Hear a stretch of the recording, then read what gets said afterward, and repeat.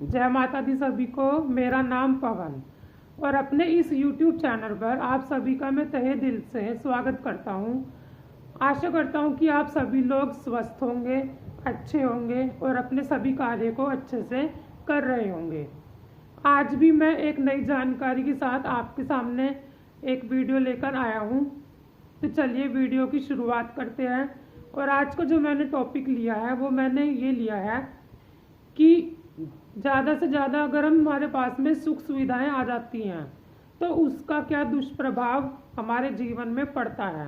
तो चलिए वीडियो को शुरू करते हैं और जानते हैं इसके बारे में। तो जैसे अधिकतर लोग एक चीज़ की कल्पना करते हैं कि उनका जीवन सुखमय हो, कोई भी दुख लेने को तैयार नहीं होता, सभी को सुख चाहिए। अगर आज एक इंसान एक्टिवा चला रहा है तो उसके अंदर कल्पना आएगी कि उसका एक्टिवा से मन भर चुका है और वो एक्टिवा ना लेकर उसके बाद उसको कार लेने का मन होता है और कार से भी वो संतुष्ट नहीं होता है। उसके बाद फिर उस कार को बेचकर कोई अच्छी लेटेस्ट कार का मॉडल वो लेना पसंद करता है। तो इंसान की इतनी ज़्यादा ज़रूरतें हैं जो कभी पूरी हो ही नहीं सकती। और एक इंसान दूसरा है जिसको अगर हम इससे कंपेयर करते हैं, वो पैदल चल रहा है, उसके पास में साइकिल तक नहीं है चलने के लिए, जाने के लिए कहीं पर, और दूसरा इंसान कार में आराम से बैठकर जा रहा है। तो दोनों में फ़र्क क्या होगा। अब हर घर के अंदर ऐसा देखा गया है कि हर एक इंसान अपनी बॉडी से इतना ज़्यादा परेशान है, जितने ज़्यादा उनके पास पैसे हैं उतनी ही ज़्यादा उनके पास बीमारियां हैं। आप नोट कर लेना ये चीज़, जितने ज़्यादा जिस इंसान के पास सुख सुविधाएं हैं उतनी ही ज़्यादा उनके पास बीमारियां होती हैं, क्योंकि वो काम ही नहीं करते। जब इतने ज़्यादा सुख आ जाएंगे, इतनी सुविधाएं आ जाएंगी तो उन्हें कुछ काम करने की नीड ही नहीं होती। घर का कोई काम बिल्कुल भी नहीं करेंगे, उसके लिए भी नौकर रखेंगे, नौकरानी रखेंगे, और फिर भी वो इतना आराम फरमाएंगे और फिर कहेंगे कि हमारे यहाँ दर्द हो रहा है, हमारे पैरों में दर्द हो रहा है, ऐसा हो रहा है, हमारा बीपी हाई हो रहा है, हमें थायराइड की प्रॉब्लम हो रही है, कितनी ही बीमारियाँ अपने साथ ले लेते हैं।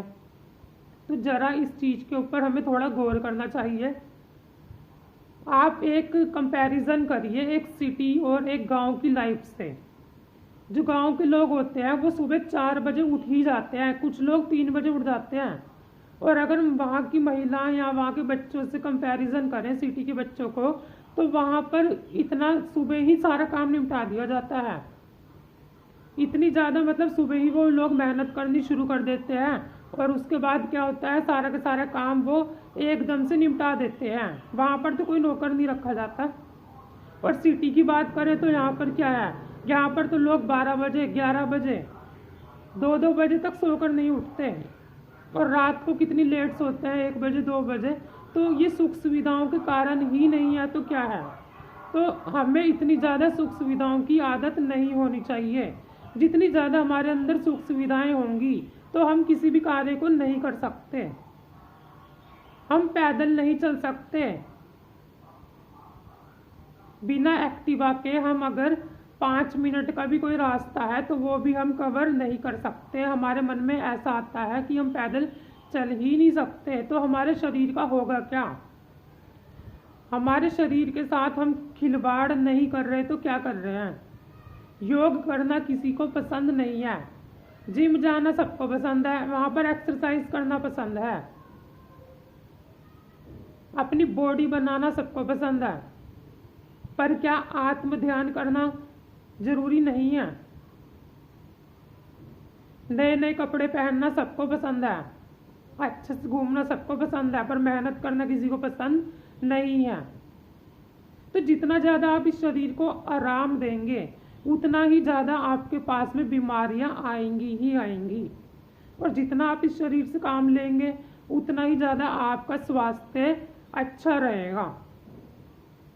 तो हमें इतनी ज़्यादा भी सुख सुविधाएं नहीं लेनी चाहिए कि हमारा शरीर ही हमारा साथ ना दे।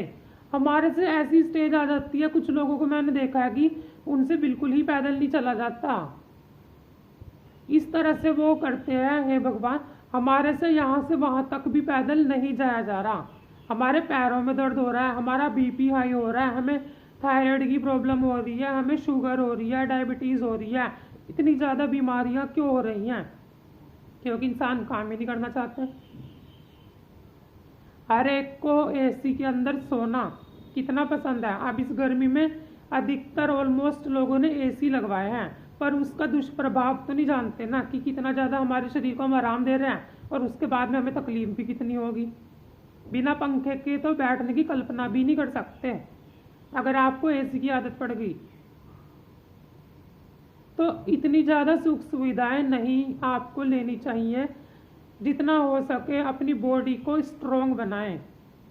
और वो स्ट्रॉन्ग कैसे बनेगी? जब आप इस बॉडी से वर्क लेंगे खुद से। अगर हम कुत्तों की भी बात करते हैं, डॉग्स जो हम घर में पालते हैं, पेट एनिमल्स को पाला जाता है। और एक तरफ अगर हम सड़क वाले डॉग की बात करते हैं, घर वाले डॉग को इंजेक्शंस भी लगते हैं, डॉक्टर भी उसके लिए यूज़ करा जाता है, मतलब लाया जाता है, डॉक्टर को भी बुलाया जाता है और उसका हर एक चीज़ हमें करनी पड़ती है।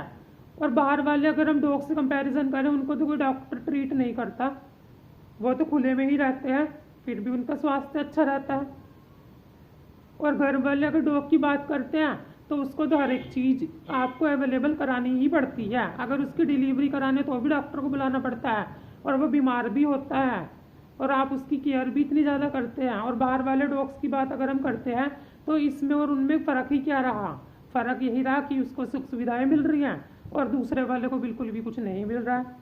वो प्रकृति के साथ रहकर अपनी बॉडी को स्वस्थ कर रहा है और ये घर में रहकर सारे के सारी सुख सुविधाएं लेकर क्या कर रहा है? अपना बॉडी का नाश कर रहे हैं। तो जब एक डॉग का मैंने आपको एग्जांपल दिया है तो आप इससे ही आइडिया लगा सकते हैं कि हमारे लिए योग करना कितना ज़रूरी होता है, काम करना कितना ज़रूरी है। आराम करना इतना ज़रूरी नहीं है जितना हमारे लिए काम करना ज़रूरी है। अगर हम काम करेंगे तो ही हमारी बॉडी स्ट्रॉन्ग बन सकती है। आजकल के युवावस्था के बच्चे ऐसे हैं, एक्टिवा चलाना पसंद करेंगे, पैदल चल नहीं सकते वे लोग। तो ऐसे बच्चों से आप क्या कल्पना करेंगे आने वाले टाइम में? क्या आप उनको स्ट्रॉन्ग बना सकते हैं? क्या वो आर्मी में जा सकते हैं? बिल्कुल भी नहीं। अगर उनकी बॉडी ही उनको अलाउ नहीं करेगी, स्वस्थ ही नहीं होगी, वजन भी नहीं उठा पाते, ऐसे बच्चे हैं। और अगर आप गांव के बच्चों से कंपैरिजन कर लीजिए, उनके अंदर इतना स्टैमिना होता है, ऑलमोस्ट इतना वर्कआउट वो बच्चे करते हैं। सुबह रनिंग करते हैं, सुबह जल्दी उठते हैं, रात को जल्दी सोते हैं, टाइम से खाना खाते हैं। और यहाँ अगर हम सिटी की बात करें, यहाँ पर तो खाना ही हमारा 12 बजे खाया जा रहा है और 2 बजे हम सो रहे हैं। और गांव के अंदर क्या होता है कि 7 बजे तक खाना खाकर 8 बजे तक या 9 बजे तक लास्ट टाइम में सो जाते हैं और सुबह जल्दी उठते हैं। जो जल्दी सोएगा वो जल्दी उठेगा ही उठेगा। तो इन चीज़ों का बहुत ज़्यादा हमारे जीवन में प्रभाव पड़ता ही पड़ता है। आशा करता हूँ आप दी गई जानकारी को अच्छे से समझे होंगे।